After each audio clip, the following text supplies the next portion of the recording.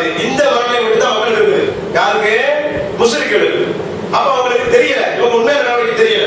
அப்ப அந்த உண்மையான நடவடிக்கையை தெரிஞ்சுக்கிட்டாங்கன்னு சொன்னா இஸ்லாம் தானா போய் சேர்ந்துடும். இஸ்லாம் என்ன செய்யும்? தானா போய் சேர்ந்துடும். அதுக்கு தான் வழிவகுக்கிறாங்க. அந்த இடத்துல 2 நாட்டுக்கு இடையில விசா வந்து தடுக்கப்பட்டிருந்துச்சு.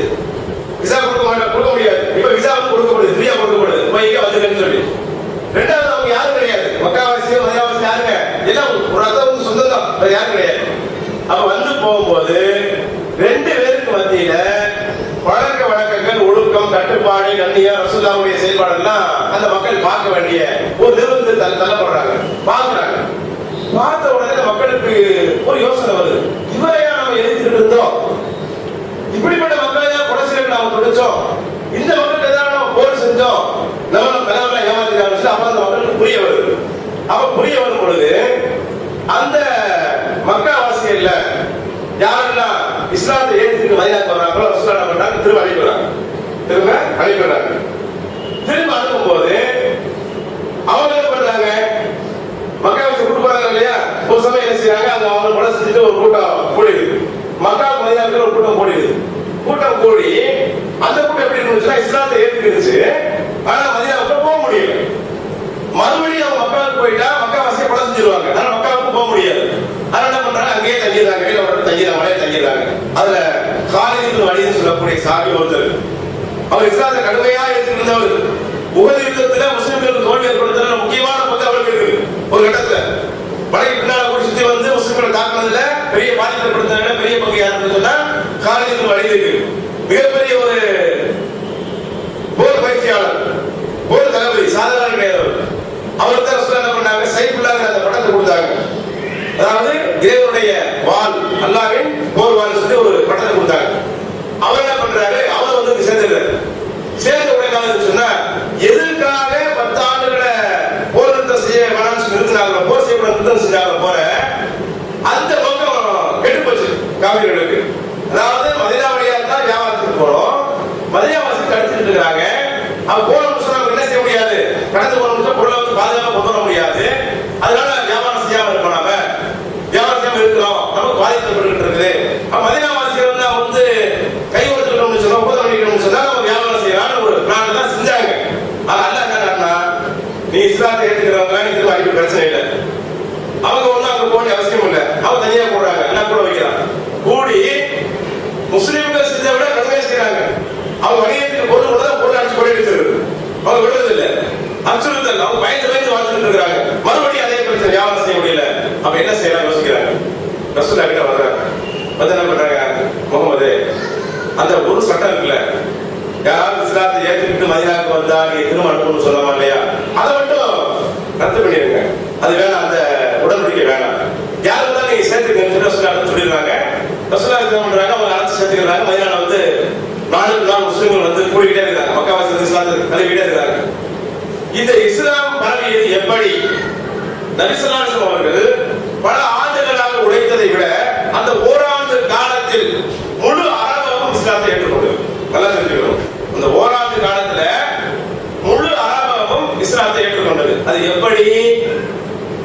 நபி ஸல்லல்லாஹு அலைஹி வஸல்லம் பிரச்சாரத்தை வைத்தா, சஹாபாக்களுடைய பிரச்சாரத்தை வைத்தா, நாம இன்னைக்கு பப்ளிக் மீட்டிங் போடுறோம், புத்தகங்கள் கையில் கொடுக்கிறோம், சீடிகளை டிவிடிகளை ரைட் பண்ணி கையில் கொடுத்துட்டு இருக்கிறோம், ஆடியோ வீடியோ எல்லாம் கொடுத்துட்டு இருக்கிறோம், விட்டோடிஸ் போடுறோம், விடுவிடா போய் பிரச்சாரம் பண்ணக்கூடிய நிலைமை செஞ்சுட்டு தான் இருக்கிறோம். எல்லாம் எவ்வளவு சொல்லியும் மனசு நினைச்சு தைக்கல, யாருக்கும் மனசு அவங்க மனசு போய் நம்ம என்ன செய்ய முடியல, நெருங்கி இஸ்லாத்துக்குள்ள கொண்டு வர முடியல. அது அல்லாஹ்வுடைய கையில இருக்குது, இதாயத் அவருடைய கையில, அல்லாஹ்வுடைய கையில இருக்குது. இருந்தாலும் இஸ்லாத்தை பற்றி நல்ல நம்ம வருமா இல்லையா?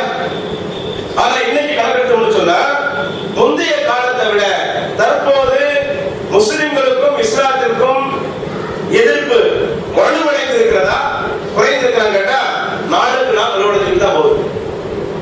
குறைய எங்க எதிர்ப்பு கூடிட்டு தான் போகுது.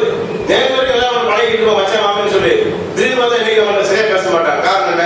நான் பிஜேபியில் இருக்கிறேன், நான் ஒரு பஜரங்கத்தில் இருக்கிறேன், பிஹெச்பியில் இருக்கிறேன், இந்த முறையில் இருக்கிறேன், அதனால கொஞ்சம் ஒதுங்கி பார்த்துக்கிட்டே கூட பார்க்கிறோம். அப்ப இப்படி எதிர்ப்பு வந்து வளர்ந்துகிட்டே இருக்குது.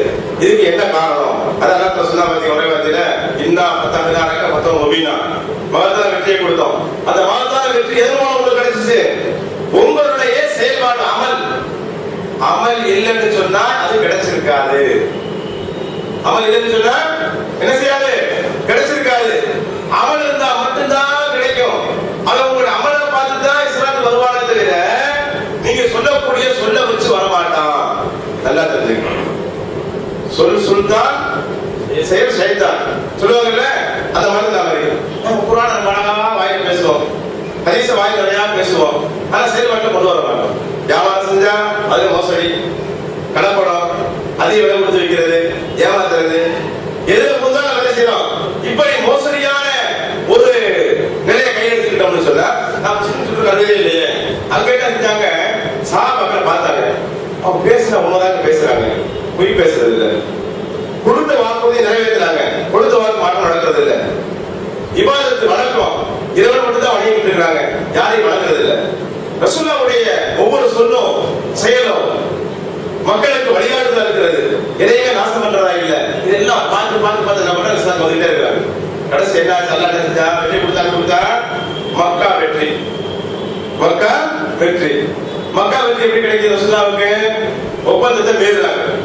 அதாவது என்ன ஒப்பந்தம் கடைசி செய்யப்பட்டுச்சுன்னு சொன்னா, யாரெல்லாம் மக்கா வாசிகளோடு சேர்ந்து இருப்பதற்கு ஒப்புக்கொள்கிறார்களோ அவர்கள் மக்கா வாசிகளோடு சேர்ந்து இருந்து கொள்ளலாம். மக்காவை சுற்றியுள்ள அந்த கிராமவாசிகள் அனைவரும் மக்காவுக்கு உறுதுணையாக இருக்கக்கூடியவர்கள், அவர்களை மக்காவாசி தங்களோடு சேர்த்துக் கொள்வார்கள். மதீனாவாசிகள் முஸ்லிம்கள் அவர்களில் யாரையும் தாக்கக்கூடாது. அவர்களை யாரையும் ஒருத்தரை தாக்கினால் ஒப்பந்தம் முறிந்துவிடும். அதே போல மதீனாவும் மதீனாவை சுற்றியுள்ள அந்த கிராமங்களும் முஸ்லிம்களுடைய பாதுகாப்பில் இருக்கக்கூடியது. அங்க உள்ள நபர்கள் யாரும் செய்யக்கூடாது, கிராமவாசிகளையோ முஸ்லிம் வட்டாரம் சரி, மதீனாவுடைய தாட்சி உட்பட்டவரை யாரும் செய்யக்கூடாது, தாக்கக்கூடாது. இப்படி வந்து ஒப்பந்தம் செய்யப்படுது. ஒப்பந்தம் செஞ்சிருக்கும் போது ஒப்பந்தத்தை யார் மீறது? முஸ்லிம்கள் மீறாங்க. எப்படி மீறாங்க? கொலை செஞ்சு, ஒரு கிராமவாசியை கொலை செஞ்சு ஒப்பந்தத்தை மீறி முடிச்சிருக்காங்க. இதுக்கு ரசூலுல்லாஹ் என்ன பண்றாங்க? பழி வாங்குறதுக்கு போறாங்க. வேற ஒண்ணும் இல்ல, ஒப்பந்தம் மீறிட்டீங்கல்ல, பழி வாங்கணும். அப்ப போகும்போதுதான் மக்கா வெற்றி கிடைக்குது. அந்த மக்கா வெற்றியில கூட பாத்தீங்கன்னு சொன்னா எந்த விதமான ஒரு ரத்த சிந்தராங்க நாரசி வலைக்கும் சொன்னாங்க. இன்றைக்கு உங்களுக்கு எந்த பிடியும் நம்ம பிடிக்க மாட்டோம், ஓரளவு ஓடி போயிடலாம், என்ன வர மாட்டோம். காவல்துறைக்குள்ள போயிட்டாருன்னா அவன் என்ன செய்ய மாட்டோம், நாங்க கொல்ல மாட்டோம். அபூ சுஃபியான் வீட்டுக்குள்ள யாரும் போயிட்டாலும் அவன் கொல்ல மாட்டோம். ஆயுதங்களை போட்டு சரண் ஆயிட்டா அவன் கொல்ல மாட்டோம் சொல்றாங்க, அறிவிக்கிறாங்க. உங்க மீது எந்த பிடியும் இல்லை. அறிவிச்ச உடனே அன்னைக்கு உயிர் சேதம் இல்லாம எதிர்த்து வந்த ஒரு நபரை தவிர மற்ற உயிர் சேதம் இல்லாம மக்கா என்ன செய்வது கைப்பற்றப்படுது. இதுதான் அல்லாஹ் தஆலா சொன்ன மகத்தான வெற்றி, மகத்தான வெற்றி. அப்ப அல்லாஹ் தஆலா மகத்தான வெற்றிக்கு ஒரு முற்போக்கு திட்டத்தை போட்டு கையில நம்ம கொடுத்துட்டாங்க. எப்பா நீ வந்து முஸ்லிமா இருக்கணும், இதுதான் உனக்கு மகத்தான திட்டம், மகத்தான வெற்றி. வேற எதுவுமே இல்லை, நீ செயல்படு, செயல்பட்டா போதும். என்ன வேணும்? அல்லாஹ் தஆலா குர்ஆன்ல சொல்லி காமிக்கிறான். பிஸ்மில்லாஹிர் ரஹ்மானிர் ரஹீம். வல் அஸ்ர் இன்னல் இன்சான லஃபீ ஹுஸ்ர் இல்லல் லதீன ஆமனு வ அமிலு ஸாலிஹாத்தி வ தவாஸவ் பில் ஹக்கி வ தவாஸவ் பிஸ் ஸப்ர். அல்லாஹ் தஆலா 4 விஷயத்தை சொல்றாரு. ஒரு முஸ்லிமுக்கு இருக்க வேண்டிய 4 விஷயங்கள். அந்த 4 இருந்துச்சுனா போதும். அந்த 4 வச்சு என்ன செஞ்சிடலாம்? ஒட்டுமொத்த உலகத்தையே நம்ம கையில கொண்டு வந்துடலாம். அல்லாஹ் தஆலா சொல்றான். வல் அஸ்ர் என்ன அர்த்தம்? காலத்தின் மீது சத்தியமாக. இதுக்கு பெரிய தஃசீர் இருக்கு, நான் தஃசீருக்குள்ள போற அந்த 4 விஷயத்தை எடுத்து வைக்கிறேன். காலத்தின் மீது சத்தியமாக, நிச்சயமாக மனிதன் நஷ்டத்தில் இருக்கிறான். அல்லாஹ் என்ன செய்யறான்? காலத்தில் சத்தியம் பண்ணி மனிதனை சொல்றான் நஷ்டத்தில் இருக்கிறான்னு சொல்லிட்டு அல்லாஹ் சொல்றான் இல்லல்லதீன ஆமனு, இந்த குறிப்பிட்ட மக்களை தவிர மனிதன் நஷ்டத்தில் இருக்கிறான். ஆனா இந்த பங்கு வந்துச்சுன்னா நஷ்டம் கிடையாது, எப்ப நஷ்டம் ஏற்படாது. இன்னைக்கு நிறைய நஷ்டம் நமக்கு ஏற்படுது. கல்வி இல்ல, பொருளாதார இழப்பு, பிரச்சனை, சிறைவாசம், இப்படி எத்தனையோ பிரச்சனை சந்திச்சுக்கிட்டு இருக்கோம். நமக்கு வந்து வெற்றி கிடைக்கல, நஷ்டமாகிட்டே இருக்குது. என்ன காரணம் யோசிக்கிறது இல்லை. அல்லாஹ் சொல்லிட்ட நாடகான விஷயம் தான். இல்லல்லதீன ஆமனு, இறைநம்பிக்கை கொள்ள வேண்டும், இறைநம்பிக்கை கொள்ள வேண்டும். இறைநம்பிக்கைன்னு சொன்னா என்ன? ஈமான் என்ன?